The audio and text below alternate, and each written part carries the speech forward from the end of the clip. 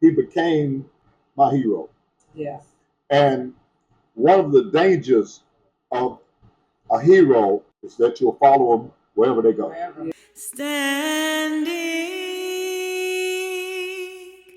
in my purpose.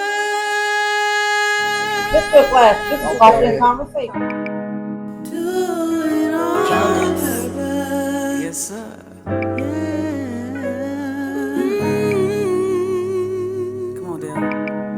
Know what your worth is. Welcome to Coffee and Conversation. We are back. We have an awesome show for you today. We are live here in Moss Point, Mississippi, with none other than my big brother from the same mother. Same mother. The same mother. I just look better. Oh, somebody. And we are here at his restaurant, Good Brother Seafood, and we're going to get into all of that, how it all started, how it all kicked off. But we are just here with Edward Good of Good Brother Seafood. Yes. Ain't that so? I know, right? It's so good to have you. Got Angela here. Angela, take a moment, introduce yourself.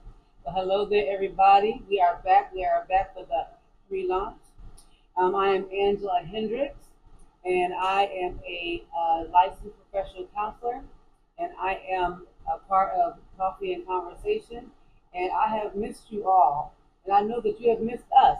So we are here to talk about those things that people don't always talk about. We are here to conquer some topics that people don't always want to conquer. So hey, if you hear something that we talk about, hey, lift your glass. This is Coffee and Conversation. Coffee and Conversation. Put your favorite beverage in there. Put your favorite beverage in there. Put your coffee emoji in the comment section, because hey, we are getting those topics. You know, as we go along, we're gonna hit some very interesting things, and I'm just happy to be back. I'm happy to be back. As time go along and we begin to delve more into Coffee and Conversation, we hope that you'll learn more about us.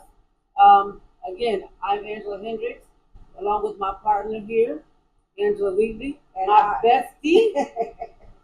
The Angelas are here. The Angelas are here, my bestie. Absolutely. Well, thank y'all once again for joining us. I'm Angela Wheatley. I am, again, a certified coach and Christian counselor. And so we like to tackle those things, just like Angela said, those things that sometimes we in the church kind of, don't want to deal with. Like, oh, your problem won't take too long, so we don't want to deal with that. So we're going to talk about today. Our topic today is chains to change. From chains to change. And so I'm telling you, this is going to be an awesome, awesome topic. It's going to be a real topic. Nothing that we read from the books. In fact, the book's going to help us through this one. It was life and how God got us through. Mostly how God got my brother through. Praise the Lord. I'm going to put on my interview hat. So today, we're starting off with our theme scripture. It's going to kick us off from promise to payment. So the first part of this, we're talking about Jeremiah 29:11. And it says, "For I know the plans I have for you," yes, declares the Lord. That's a very popular one, but it's something else when you got to live through it. Huh? Yes, indeed. Yes. It's different when you're living through it. It's all right when you're quoting it. It says, "Plans to prosper you and not to harm you. Plans to give you a hope and a future." That is real. Because we are here talking to the proof. It said, if you want to see the proof, look at him. If you want to see the proof, it's right here. Yes. So, Edward, again, we want to welcome you. Thank y'all for having me. Yeah, thank you for being able to share your story. Your transparency. Yeah, absolutely.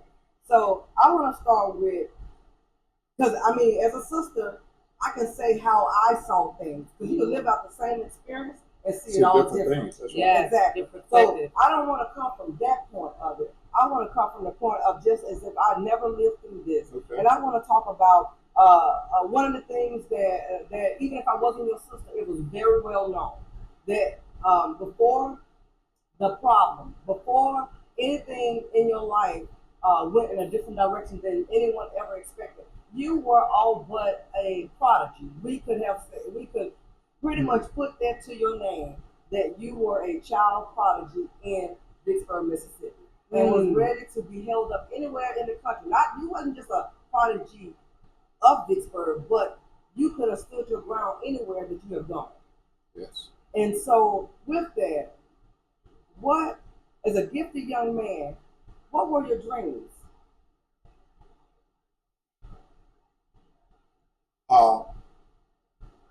Growing up in Vicksburg,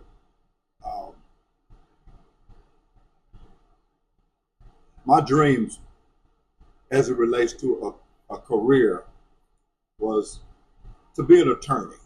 Mm-hmm. I wanted to be an attorney to I could already see myself easing into the political field. At 19, I was a campaign manager for a state senator. Wow. A state senator who had been elected state senator for 32 consecutive years. And at 19 years old, he chose me to be his campaign manager.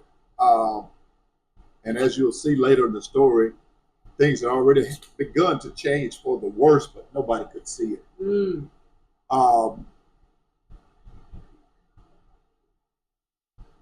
The world was mine, if you will. I was put into rooms at a young age in high school that no young black person had any reason to be in unless he was an athletic superstar.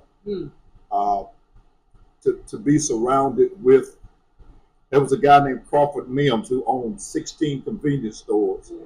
And 16 convenience stores, but he was a sports guy. His sons played football, and they were Ole Miss fanatics, but he took me in to draw me closer to him, to recruit me, if you will, to go to Ole Miss. And I played no sports. Wow. Horrible. Yeah. I'm sorry, I'm listening to this. Absolutely, academically inclined. I really was. Yes. It's a blessing from God. I didn't have to study, but I loved it so much that I studied. Wow. Yeah. Oh my God. Family trait. Yeah, when everybody was going to play, I was going to the library. Wow. I remember being that cool nerd, if you will. It was weird. Yeah, I was cool, but I still was a nerd. I wasn't afraid to learn. I wasn't ashamed to learn. I never. Hold there 1 second. Cool nerd. Remember you was on the football team? And you told the coach not to put you in? Yeah. I got on the football team to sponsor a girl for homecoming. I didn't want to get in that game. He said, "Don't put me in, coach." And then they put me in the game. Oh Lord. On a kickoff. Oh Lord. And so the ball was kicked to that side of the field. So I just ran down on this side of the field. And this guy came from nowhere, from Yazoo City, and hit me so hard. And I jumped up and asked him, "Man, what you hit me for?" The ball. Oh, look at that. Yeah, he hit me for absolutely nothing. I was not athletically inclined anyway. I sit on the sideline and read a book at the end of the lesson. But I had real dreams. And if I ever had made it rich, I wanted to be a math teacher, but I knew it didn't pay a lot of money. So I wanted to earn some money, and we'll talk about as we go on what happened to those dreams. Yeah. Right. Well, Everett, what do you think made you vulnerable? What made you? What do you think what changed that made you vulnerable to addiction? I mean, was it wounds? Was it the pressure of being something that you wanted to be or couldn't be? What was it due to the environment? What do you think made you vulnerable? To answer that question, I'm gonna go back a few years to still in Vicksburg, and my mother's youngest sister, Auntie Diane. She had a boyfriend who later became a husband, who was unlike anybody in our family. Yeah. He wasn't a working guy; he was a street guy. And he had a nightclub. Anybody from Vicksburg that might listen to this will remember it was called the Manhattan. And what he would do, and he also was a really humorous guy. He was absolutely fun to be around. But what he would do was every Saturday morning, I didn't have a father figure. My sister's father raised us, but I didn't have my own. Yeah. And so he became like that guy to me. Yes. So on Saturday mornings, he would come pick me up Mm-hmm. and take me to his club to clean the nightclub. Mm. And I was 9 or 10 years old, and he would allow me to keep whatever money I found on the floor. So it was years later before I found out that he used to Easter egg hunt me every Saturday. He would hide money and let me find it. I used to wonder how these folks lose all this money every week. Right. But he would take me from there every Saturday to the karate movie. Yeah. Mm.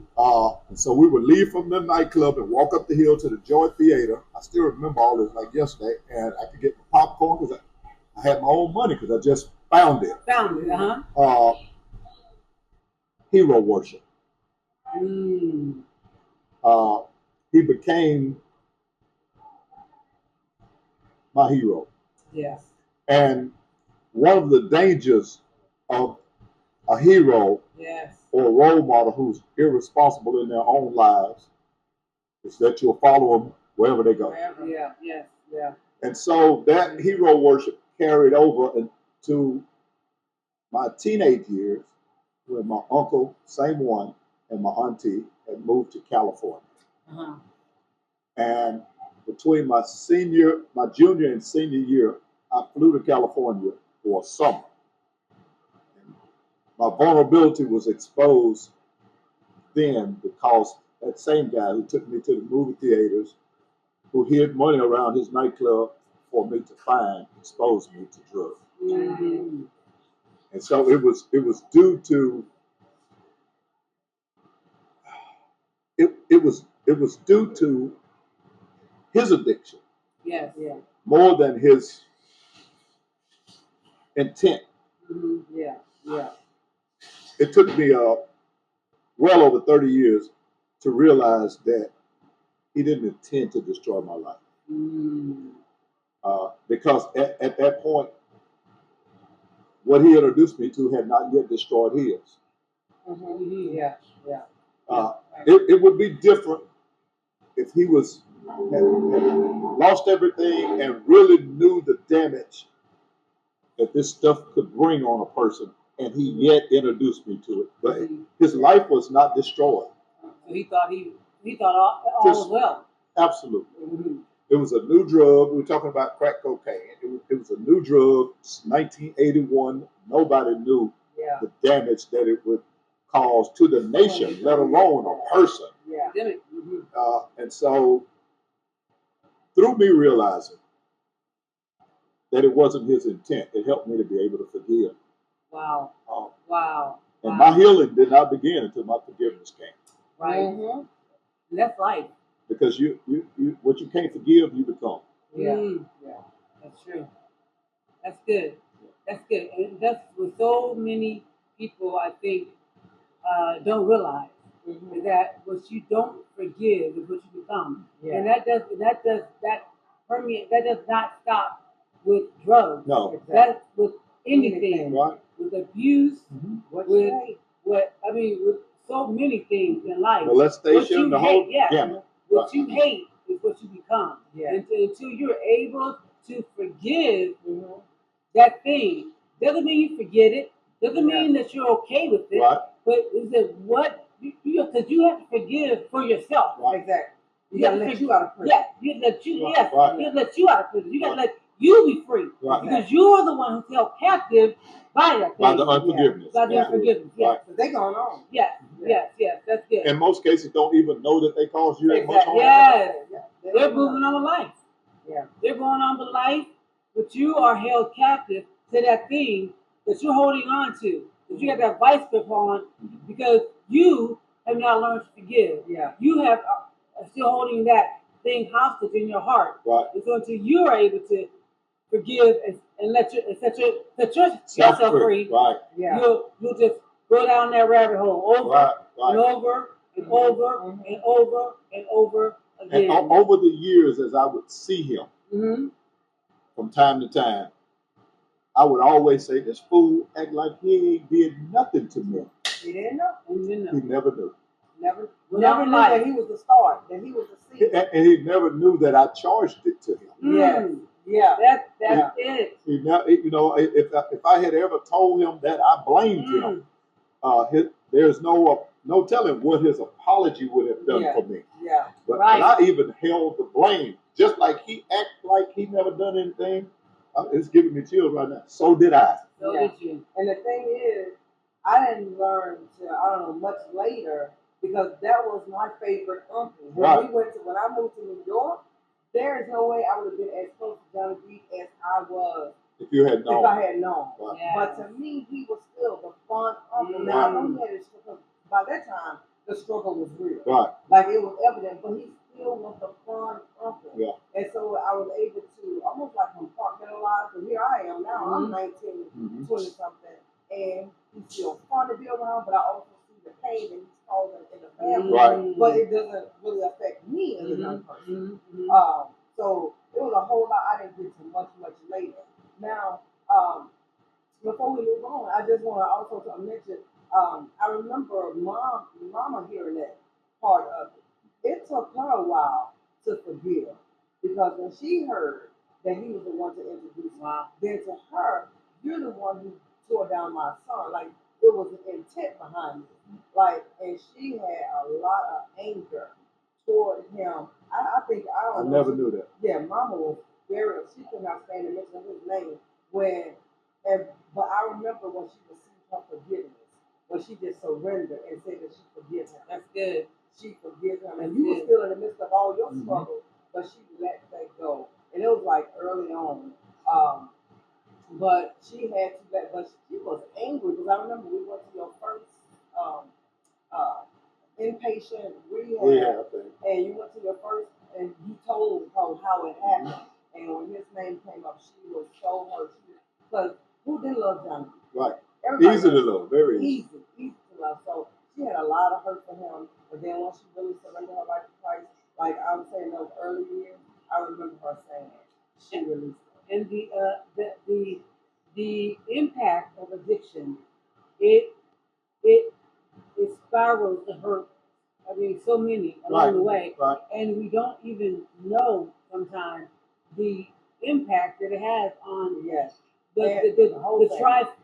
trifecta. Right. You know, the first order effect, the second order effect, the third order effect, and even the fourth and fifth order effect of those who may be impacted by it. Yeah. You know, even like you were just saying, how the third order effect about your mom. Right. You know, you didn't even know No idea.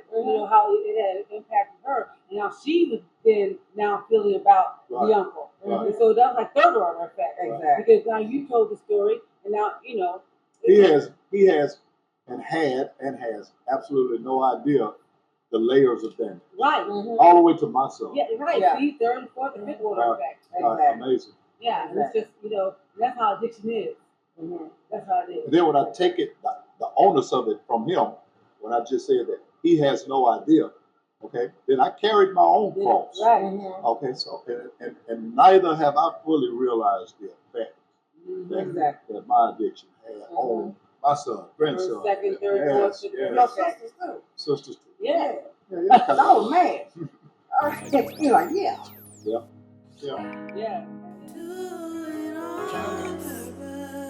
423 days. Yeah. 60 weeks. And I couldn't do it without God. I'm trying to 40 years.